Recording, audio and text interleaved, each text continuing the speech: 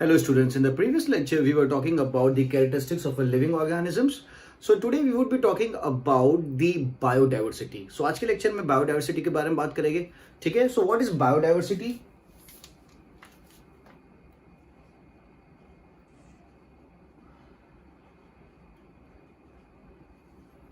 So biodiversity is different forms of living organisms on the surface of the earth. Biodiversity का मतलब क्या होता है? Different forms of organisms. ठीक है, different forms of living organism on the surface of earth. ठीक है. So when I से living organism, I'm talking about plants and animals both. ठीक है. तो it has been estimated that there are about 1.7 to 1.8 million varieties or species. ठीक है. So when I say different forms of living organism, so I can also put it as different varieties or different species of living organisms on the surface of the earth. तो जो accurate तो नहीं बोल सकते, but estimated जो है that is 1.7 to 1.8 million varieties or species of organisms. ठीक है. Now this is the ones which are known to us. ठीक है. These are the ones which are known to us. अगर आप कंसिडर करो the unknown को भी, क्योंकि ऐसा कहा जाता है कि ये तो नोन नंबर है, इससे भी ज्यादा there is about 8 million varieties of species जिसके बारे में अपन नहीं जानते. तो जिन वैरायटीज ऑफ स्पीसीज के बारे में जानते हैं वो है 1.7 टू 1.8 मिलियन. ठीक है. और जिनके बारे में नहीं जानते अगर उनको भी इंक्लूड कर दे, ठीक है, अननोन वैरायटीज को भी इंक्लूड कर दे, तो it goes to 8 million, more than 8 million varieties and species. Okay. So अगर मैं इसको बाइफरकेट करूं, if this is bifurcated, so varieties or species of organisms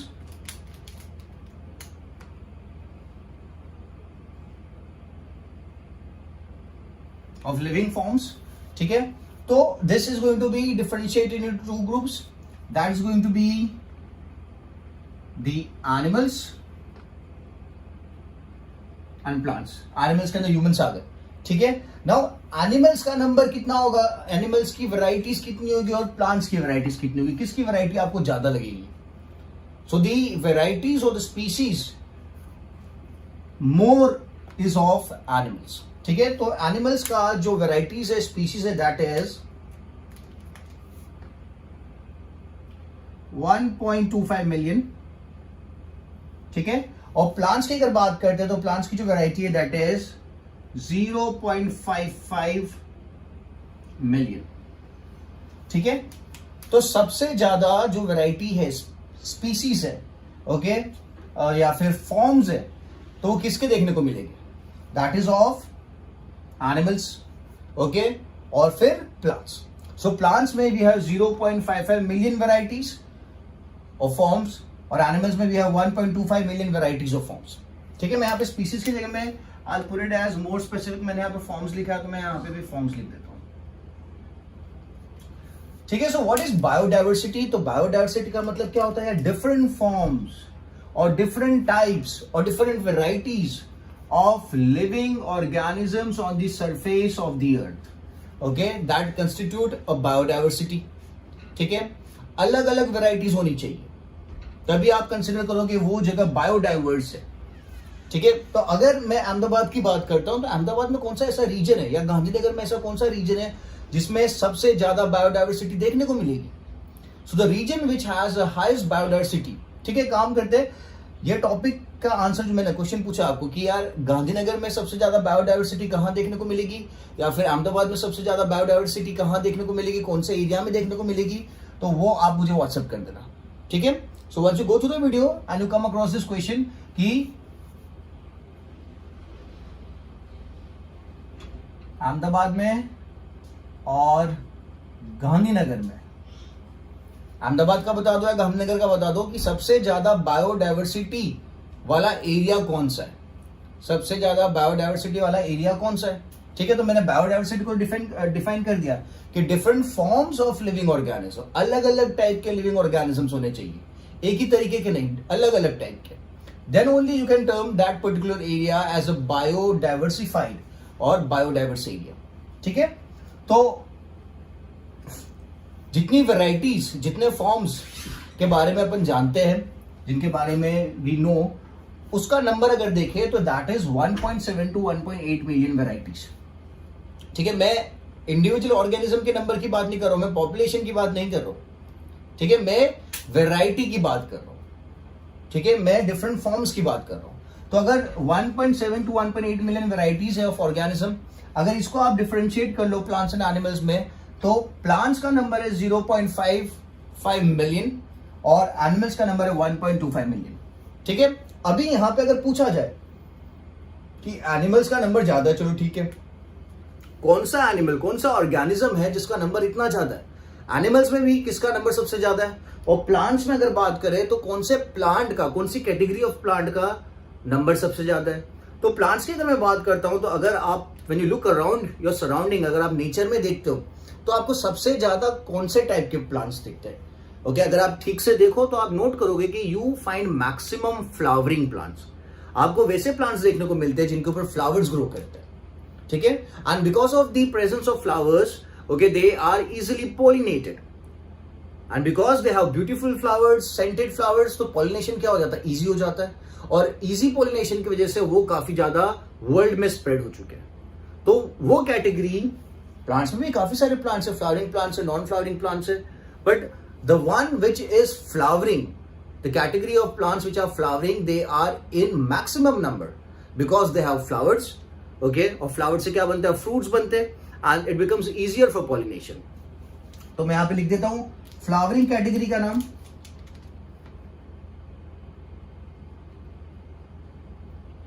that is angiosperm. कौन सी कैटेगरी है, एंजियोस्पर्म। ओके, मैं यहां पे लिख देता हूं एंजियोस्पर्म आर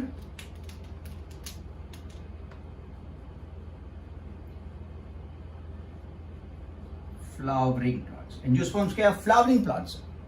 ठीक है, अब एनिमल्स की अगर बात करते तो एनिमल में कौन सी ऐसी कैटेगरी है, कौन सा ऐसा ग्रुप ऑफ ऑर्गेनिज्म है जिसका नंबर सबसे ज्यादा है एनिमल्स में। ठीक है, सो वी हैव इंसेक्ट्स। क्या है, इंसेक्ट्स। इंसेक्ट्स का नंबर सबसे ज्यादा है। They are grouped as Arthropoda, इन्हें आर्थ्रोपोडा कहा जाता है। ठीक है, इज इट क्लियर। तो अभी आप देख रहे हो यार 1.25 मिलियन एनिमल्स है, 0.55 मिलियन प्लांट्स है। अगर इन सबको अच्छे से स्टडी करना है तो हाउ इज इट पॉसिबल कि आप इनको स्टडी कर सको। ओके, टोटल काउंट कितना हो गया, 1.8 मिलियन काउंट है टोटल। तो 1.8 मिलियन काउंट के ऑर्गेनिज्म को अगर मैं स्टडी करने बैठता हूं, इतने सारे डिफरेंट डिफरेंट ऑर्गेनिजम्स को, ओके, तो would I able to study them, it would become a lot messy. Okay, काफी ज्यादा मैसअप हो जाएगा, आप समझ नहीं पाओगे क्या स्टडी करना है, क्या स्टडी नहीं करना है। तो अगर अच्छे से स्टडी करना है तो आपको क्या करना पड़ेगा, इन ऑर्गेनिजम्स को ग्रुप में डाल देना पड़ेगा। You need to group them up. जिन ऑर्गेनिज्म की कैरेक्टरिस्टिक्स सेम है उनको आप एक ग्रुप में डाल दो, जिनकी कैरेक्टरिस्टिक्स अलग है उनको आप एक अलग ग्रुप में डाल दो। तो एक ही ग्रुप के ऑर्गेनिजम्स है, तो अगर उसमें से मैं एक ऑर्गेनिज्म को स्टडी कर लूंगा, दैट मीन्स बाकी के सब ऑर्गेनिज्म के बारे में मुझे पता चल जाएगा। ठीक है, दूसरे ग्रुप के एक ऑर्गेनिज्म को मैं स्टडी कर लूंगा तो वो पूरे ग्रुप के बारे में मुझे पता चल जाएगा। I don't have to study each and every organism of that group, so that is the simplicity. Okay, तो आपको क्या करना है कि ऑर्गेनिजम्स को depending on their similar characteristics and differences, आपको उनको ग्रुप्स में प्लेस करना है। ठीक है, तो लिखते हैं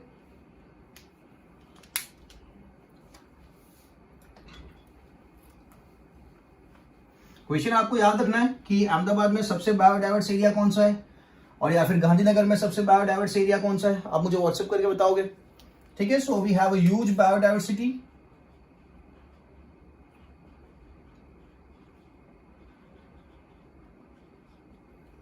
ठीक है, so we have a huge biodiversity of organism. ठीक है, so it is impossible to study them, impossible to study each and every organism. It is impossible to study each and every organism. तो क्या करें? So to make this study easier and possible, to make study of organism easier and possible, तो क्या करेंगे? Animals को group कर देंगे into groups and सब groups.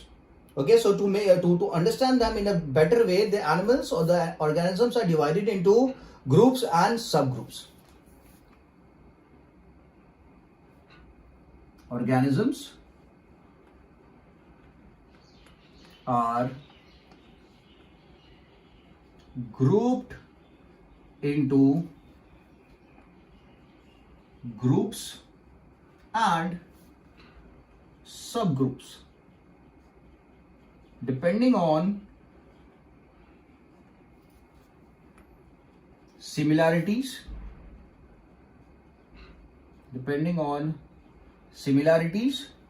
and difference.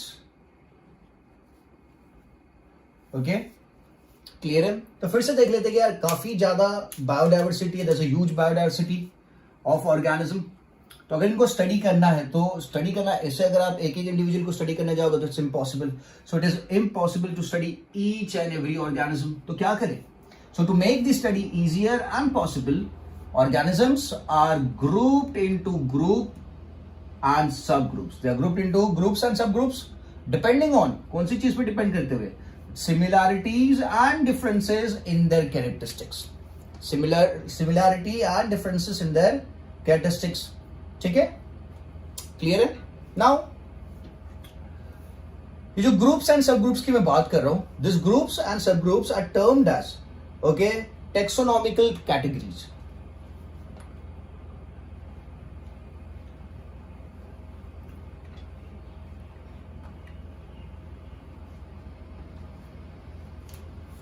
Groups in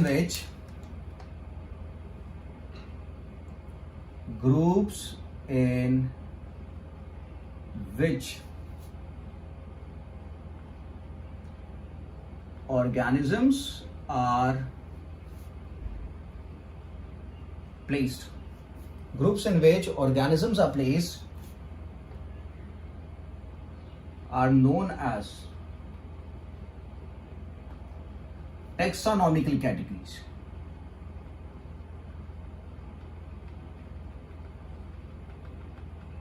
क्या कहा जाता है? Taxonomical categories कहा जाता है. Groups in which the organisms are placed, okay, depending on the similarities and dissimilarities, those groups are termed as taxonomical categories.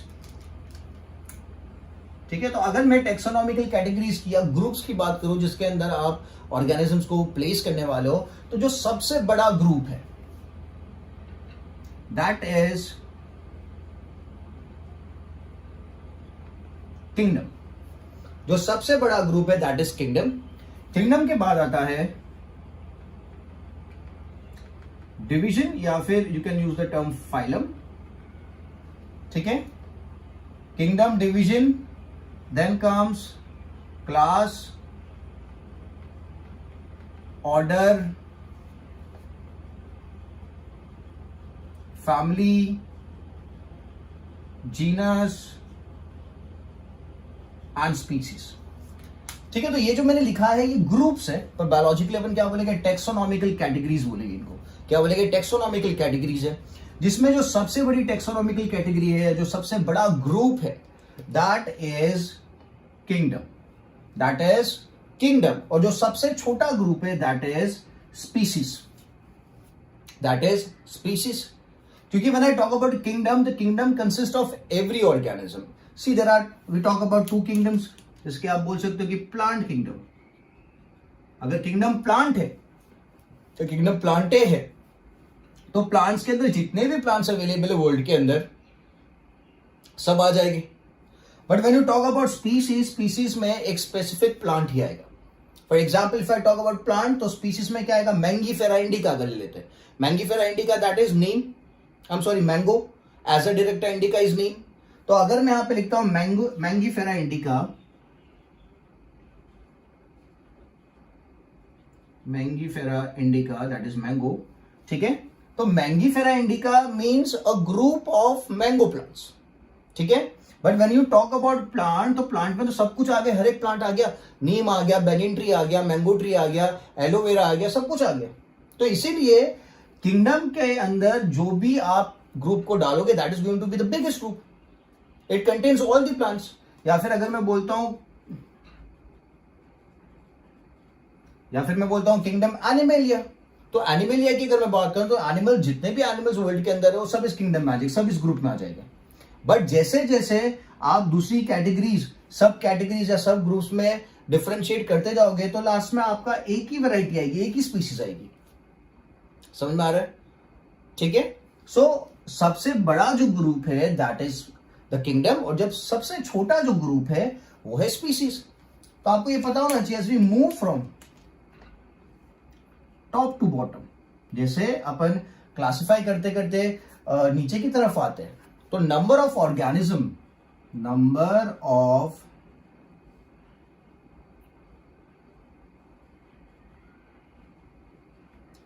Decrease. As we move from top to bottom, the number of organism decrease. यहाँ पे let's say there are 1 million animals, तो यहाँ पे तो there would be 10,000 only, तो number decrease हो गया।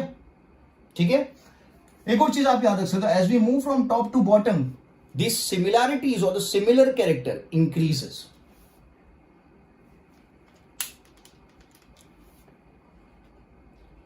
Similarity or similar characters increase when you move from top to bottom. ठीक है। अगर इसको मैं उल्टा बोला, as we move from bottom to top, the number of organism increases, but obviously अगर आप नीचे से ऊपर जाओगे तो number of organism increase होगा, and the similar character क्या हो जाएगी, decrease होने लगेगी। So if we go from bottom to top, तो क्या लिखेंगे, number of organism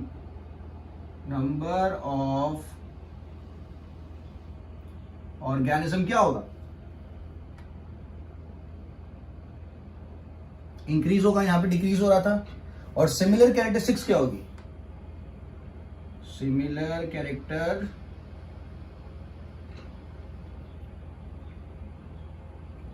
डिक्रीज।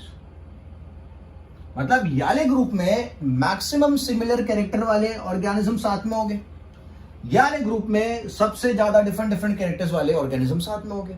जैसे मैंने बोला कि यार एनिमल्स है, तो एनिमल्स में क्या आ गया, डॉग भी आ गया, लायन भी आ गया, व्हेल भी आ गई, टाइगर भी आ गया, एलिफेंट भी आ गया, ओके, कैंगारू भी आ गया, तो सब एनिमल्स आ गए।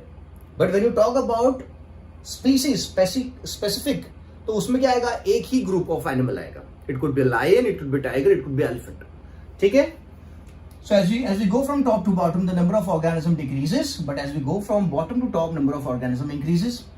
As we go from top to bottom, similar characteristic increases, but as we move from bottom to top, similar characteristic decreases. ठीक है, clear है? So groups in which organisms are placed are known as taxonomic categories, जिसमें सबसे बड़ा group कौन सा है, kingdom है, और सबसे छोटा ग्रुप कौन सा है, स्पीसीज है। ठीक है, समझ में आ गया? So now, so the process of placing the organism, okay, process of placing the organism into groups and subgroups depending on the similar characteristics or the different characteristics is termed as classification. उससे क्या कहा जाता है, उस process को classification कहा जाता है। ठीक है। तो ये जो मैं अलग एनिमल्स को लेके अलग अलग ग्रुप्स में प्लेस करूंगा, so that is known as classification. I am classifying an organism.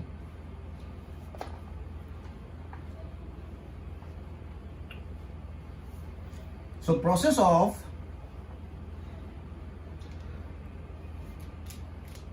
placing the organism, process of placing an organism into group and subgroups. Process of placing an organism into groups and subgroups depending on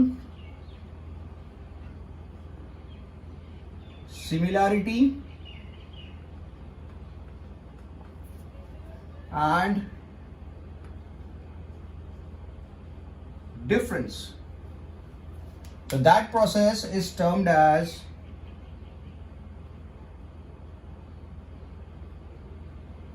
classification. उस process को क्या कहा जाता है? Classification कहा जाता है.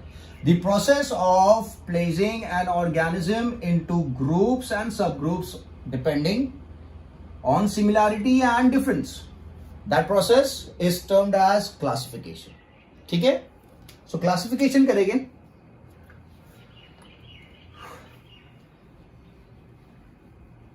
So now, moving ahead, we'll talk about taxonomy, जिसके अंदर classification आता है. So taxonomy की बात करते हैं. So taxonomy, that is a branch of science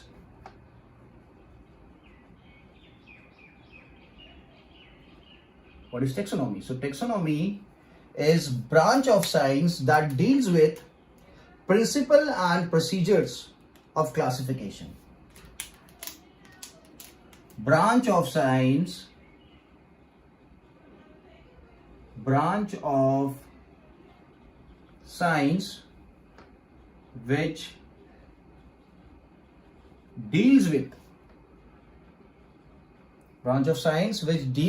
principle and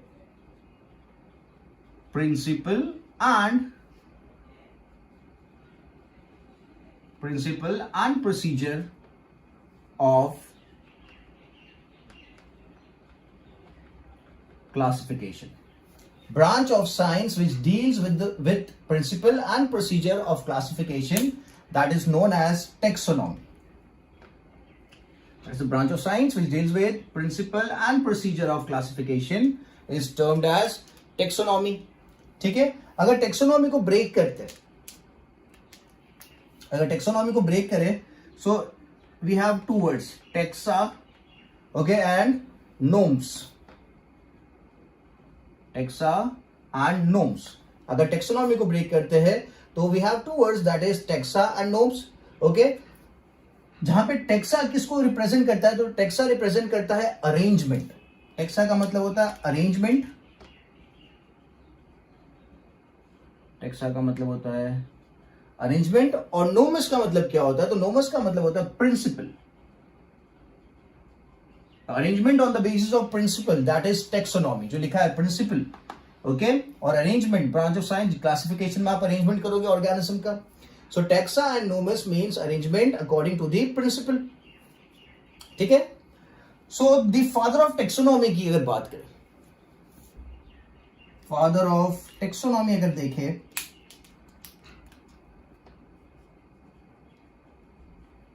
ये आपने पढ़ रखा है पहले कि father of taxonomy is Carolus Linnaeus. That is Carolus Linnaeus.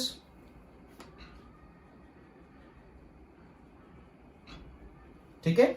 या फिर we can also term it as Carl Linnaeus. Okay, Carl Linnaeus भी कहा जाता है, Carolus Linnaeus भी कहा जाता है. ठीक है? So this is the father of taxonomy. अगर इंडियन फादर ऑफ टेक्सोनॉमी की बात करें, this is at the world level. At the international level अगर आप देखो तो आप बोलोगे कैरलस लीनियस है या फिर कार्ल लीनियस भी कहा जाता है. अगर इंडियन फादर ऑफ टेक्सोनॉमी की बात करें इंडिया लेवल पे,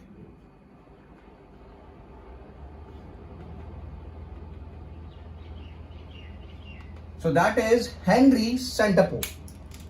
that is Henry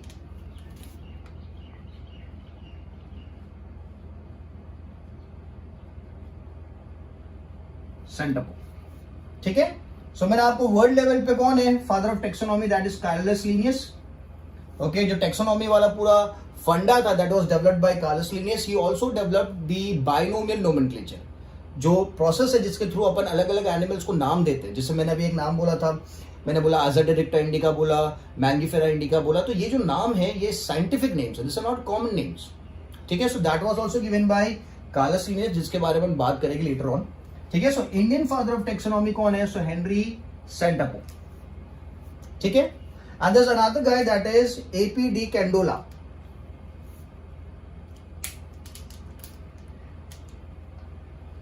AP de Candolle, ठीक है। एपीडी कैंडोले ने क्या किया था? He coined the term taxonomy. AP de Candolle, what he did, he coined this term. तो अगर आपको पूछा जाता है टेक्सोनॉमी टर्म किसने दिया था, so that was given by AP de Candolle, ठीक है। And who is known as the father of taxonomy, so that is Carolus Linnaeus. Indian father of taxonomy, that is Henry Santapau, ठीक है। चले आगे। So now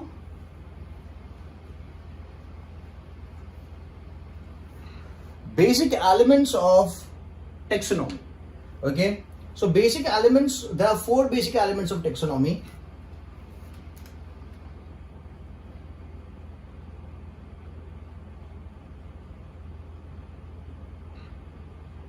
Elements of taxonomy, which are those?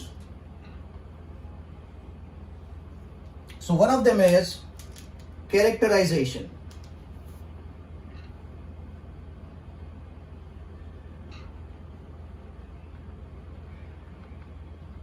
One of them is characterization, that is finding out the characteristics of that organism, okay. So first is characterization, second is identification,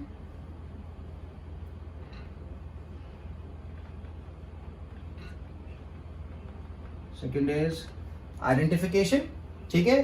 third is nomenclature, nomenclature is नामकरण।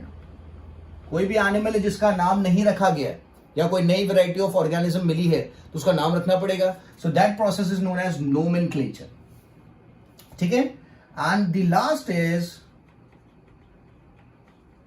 Classification, last is classification. तो पहले आप क्या करोगे, उसके characteristics देखोगे, क्या क्या कैरेक्टरिस्टिक्स है, कितने हाथ है, कितने पांव है, कितनी आंखें है, कितने टाइप के पत्ते हैं, कितने फ्लावर्स है, सेंटेड है या नहीं है, और फिर आप उसको आइडेंटिफाई करोगे कि यार ये जो प्लांट मिला है या ये जो एनिमल मिला है ये दूसरी कैटेगरी, दूसरे ग्रुप के एनिमल्स के साथ मैच हो रहा है या नहीं हो रहा है। अगर मैच हो रहा है तो ठीक है, आप उसको एक ग्रुप में डाल दोगे। अगर नहीं मैच हो रहा है तो आपको क्या करना पड़ेगा, उसको पहले नाम देना पड़ेगा कि यार इसका नाम क्या रखे, और नाम देने के बाद फिर आप उसको एक पर्टिकुलर ग्रुप में प्लेस करोगे, क्लासिफाई करोगे, उसका क्लासिफिकेशन करोगे, ठीक है। So this are the 4 basic elements of taxonomy, that is characterization, identification, nomenclature and classification, ठीक है। So let's talk about the first one.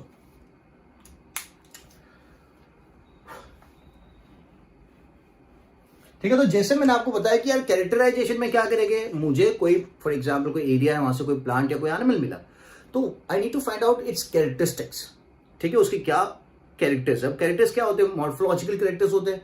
बाहर से जो कैरेक्टर्स आपको दिखते हैं कि नाक का शेप ऐसा है, कान का शेप ऐसा है, फिंगर्स का शेप ऐसा है, और दूसरे जो कैरेक्टर्स होते हैं वो एनाटॉमिकल होते हैं। क्या होते हैं, एनाटॉमिकल कैरेक्टर्स होते हैं, ठीक है।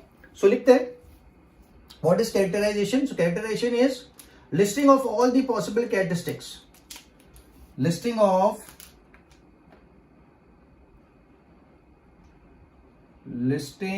of all the possible characteristics of an organism.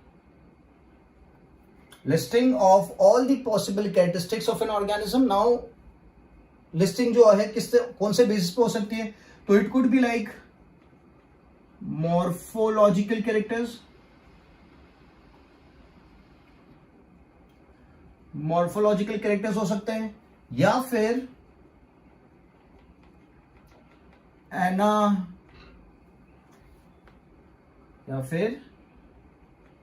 Anatomical characters. Morphological is बाहर के एक्सटर्नल कैरेक्टर्स, जैसे मैंने बताया बाल का शेप, नोज का शेप, फिंगर्स का शेप, और एनाटॉमिकल कैरेक्टर्स मतलब इंटरनल ऑर्गन्स के क्या शेप है, किस तरीके का हार्ट है, लंग्स का शेप क्या है, okay. So that is anatomical character. तो कैरेक्टराइजेशन करेंगे अपन, तो कैरेक्टराइजेशन कौन से बेस पर करेंगे, so it can be morphological, external shape, and internal shape. ठीक है. सो नाउ जो टेक्सोनॉमी है, ओके, टेक्सोनॉमी में दो टाइप के कैरेक्टराइजेशन होते हैं या दो टाइप की मॉर्फोलॉजी की अपन बात करते हैं. मैं रब करता हूं.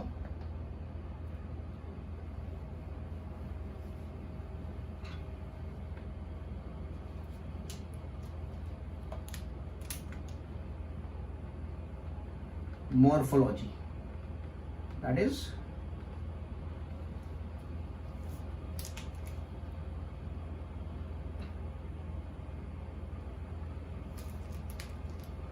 I'll place it as characterization ही लिखते हैं. दो टाइप से कर सकते हैं. One is known as the classical morphology. Okay, one is known as the classical morphological taxonomy. Classical morphological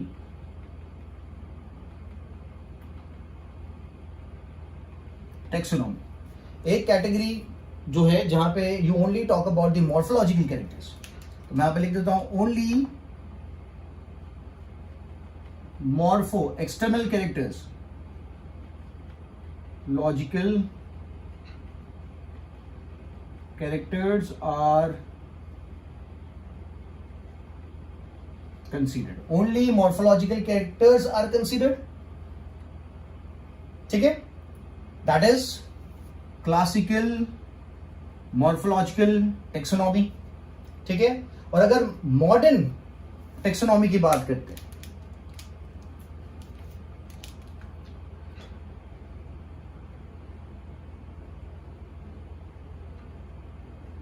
if I talk about the modern taxonomy, okay, तो modern taxonomy में आप मॉर्फोलॉजिकल कैरेक्टर की बात करते हो, आप एनाटॉमिकल कैरेक्टर की बात करते हो,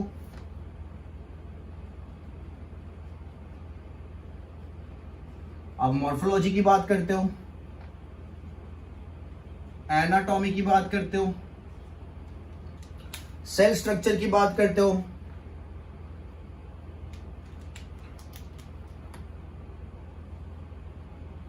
सेल स्ट्रक्चर की भी बात करते हैं.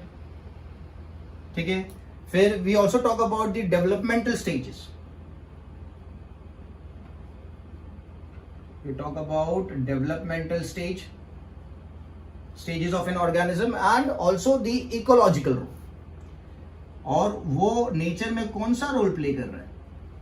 रोल मतलब is it a producer, is it a decomposer, ठीक है, is it a secondary level consumer. ठीक है. तो ये सब कुछ किसमें कंसिडर किया जाता है, मॉडर्न टेक्सोनॉमी में कंसिडर किया जाता है. अगर आप क्लासिकल मॉर्फोलॉजिकल टेक्सोनॉमी की बात करो तो उसके अंदर we only talk about the morphological characteristics. ठीक है.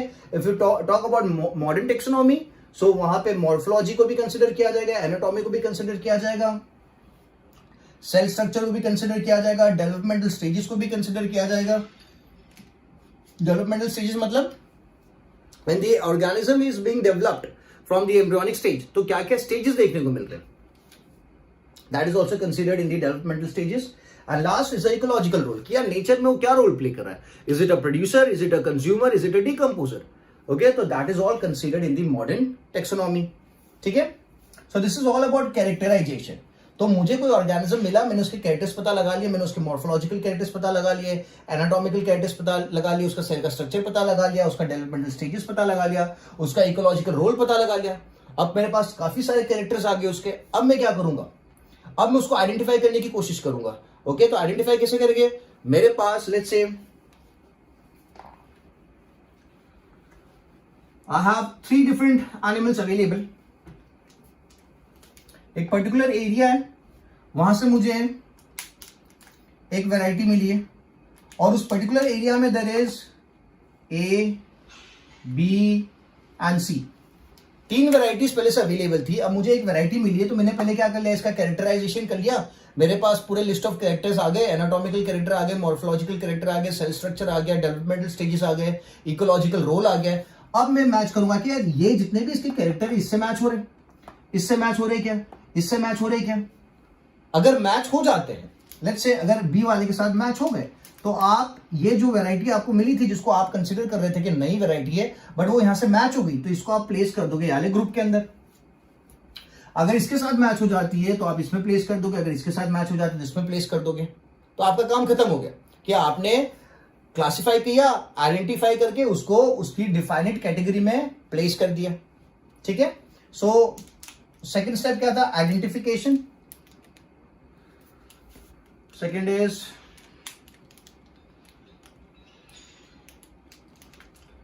Second step is identification.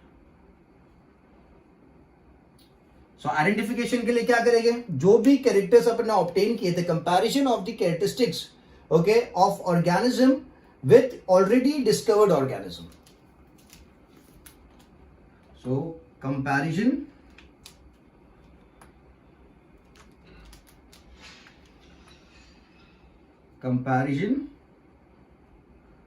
of characters of organism with the characters of already available या already classified organism।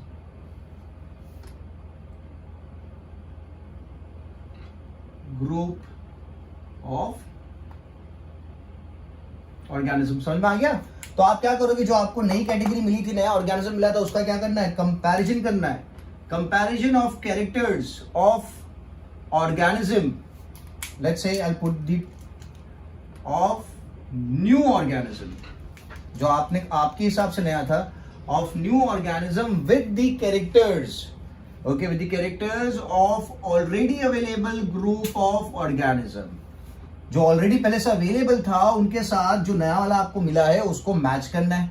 अगर मैच हो जाता है तो आप उसी ग्रुप में प्लेस कर दो, अगर मैच नहीं होता है तो आपको फिर फर्दर प्रोसेस करना पड़ेगा। ठीक है, सो आपने कैरेक्टराइजेशन भी कर दिया, आपने आइडेंटिफिकेशन भी कर दिया। अब आइडेंटिफिकेशन के बाद क्या किया जाता है? सो आइडेंटिफिकेशन के बाद किया जाता है नोमेनक्लेचर। तो अगर वो ऑर्गेनिज्म इस पर्टिकुलर ग्रुप में है तो आप उसको रख दोगे, आपको नोमेनक्लेचर की जरूरत नहीं पड़ेगी। बट अगर कोई नया ऑर्गेनिज्म है ओके तो आपको उसका नाम रखना पड़ेगा, उसका नामकरण करना पड़ेगा। That is termed as nomenclature. ठीक है, सो द थर्ड इज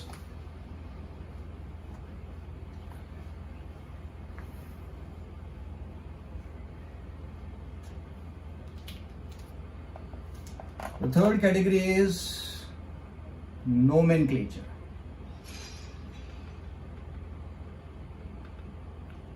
ठीक है, nomenclature is the process of naming an organism।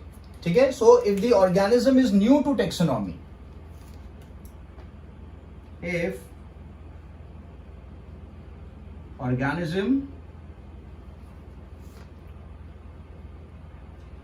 is new to taxonomy, if the organism is new to taxonomy, it is given a specific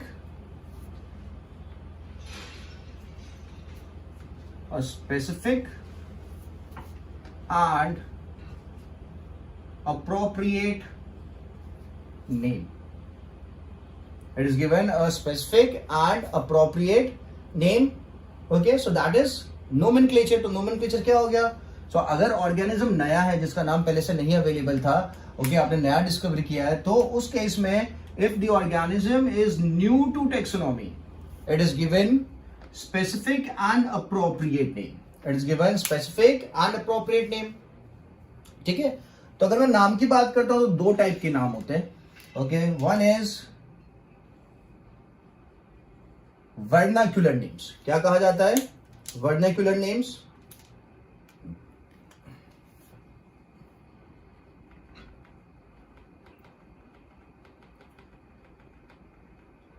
So vernacular names क्या है? तो vernacular names are common names जो for example a lot of places, जैसे कि अगर मैं बात करता हूँ, if I talk about a particular thing, let's say if I talk about राजोपा, आपको पता चलेगा कि राजोपा क्या है। ठीक है, अगर मैं बात करता हूँ let's say if I talk about gulab, so do you have any idea what I'm talking about? राजोपा क्या है, गुलाब क्या है, आपको नहीं पता चलेगा। ठीक है, अगर मैं बोलता हूं गुलाब तो आपको पता चलेगा, रोज तो आपको पता चलेगा। ये क्या हुआ, ये एक ही चीज के अलग अलग नाम है, अलग अलग जगहों पे, different places in the world. Okay, आप इंडिया की बात कर लो तो यार डिफरेंट प्लेसेस इन इंडिया एक ही चीज को अलग अलग नाम से बुलाया जा रहा है। ठीक है, जैसे कि राजोपा इज तमिल, सो गुलाब को तमिल में राजोपा बोलते हैं।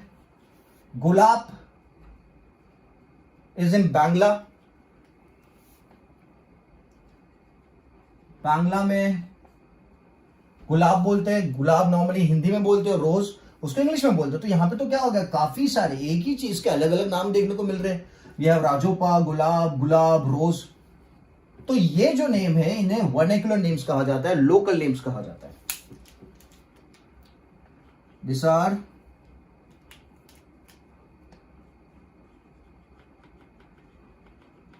Local names. ठीक है, गिवन बाय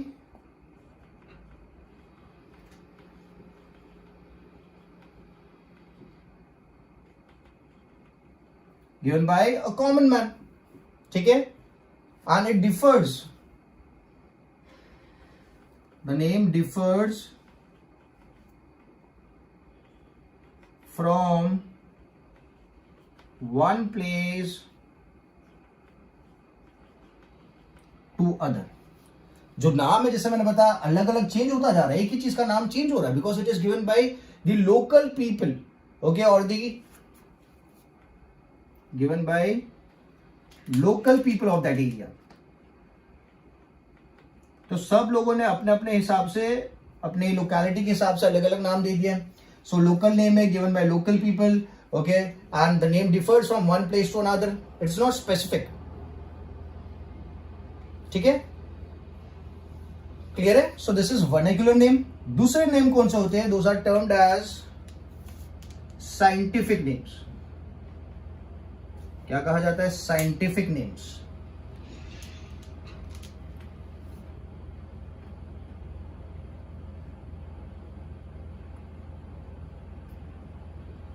ठीक है, साइंटिफिक नेम्स होते हैं। तो साइंटिफिक नेम्स क्या है? तो ये याद रखना है, scientific names are given by biologist. They are given bye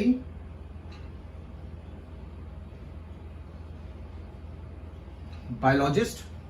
ठीक है, and they are based on certain rules and criteria. They're based on certain rules and criterias, and they are same all over the world. They do not differ. Same all over the world. ठीक है, समझ में आया? They are same all over the world. So vernacular names, local names होते हैं, common names होते हैं, and scientific कौन से होते हैं? The one which are given by biologists, okay, based on certain rules and criteria, and they are same all over the world. इसके साथ change नहीं होता रहेगा। ठीक है, ठीक है। So now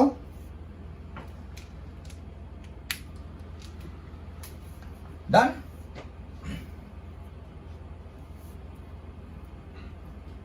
So nomenclature हुआ। नोमेनक्लेचर के बाद क्या करेंगे? सो नोमेनक्लेचर के बाद आता है क्लासिफिकेशन। नोमेनक्लेचर के बारे में we would be talking in details as well. Okay, in the next lecture थोड़ा और डिटेल में नोमेनक्लेचर को देखेंगे। Right now will talk about, will move to the new other category, that is classification. So last category is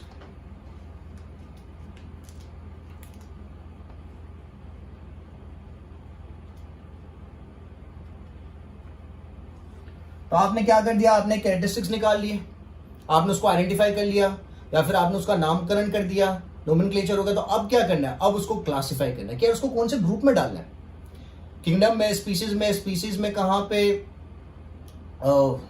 phylum में, division में, कौन सी category में उसको प्लेस करेंगे। ओके, तो मैं यहां पे लिख देता हूं classification.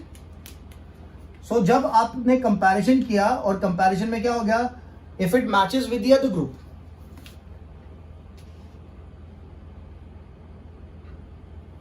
during the time of comparison, okay,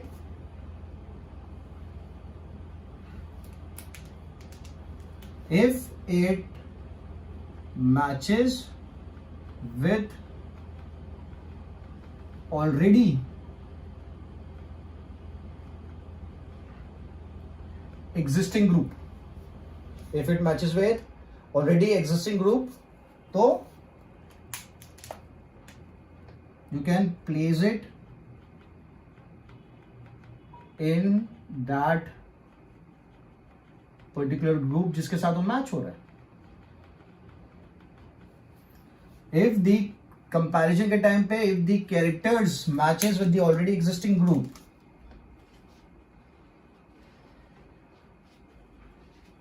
matches with the already existing group, तो क्या करेंगे? You can place it in that particular group. ठीक है. और अगर कंपैरिजन के टाइम पे कैरेक्टरिस्टिक्स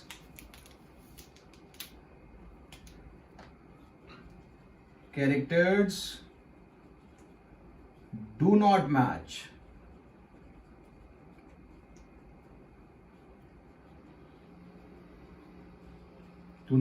the existing group. यहां पे तो क्या, चलो कैरेक्टर्स मैच हो गए with the already existing group, तो आपने वहां पे प्लेस कर दिया. बट अगर कैरेक्टरिस्टिक्स मैच नहीं हो रहे तो फिर क्या करेंगे? So now new group is generated.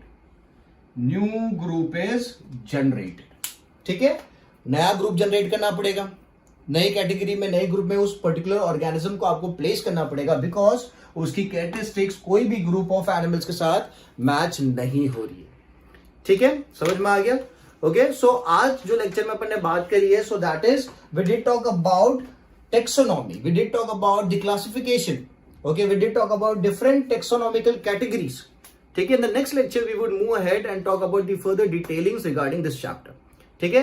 So what you need to do is you need to make the notes. आप वीडियो देखो तब नोट्स बना लो, नोट्स की फोटोग्राफ क्लिक करके मुझे सेंड कर देना.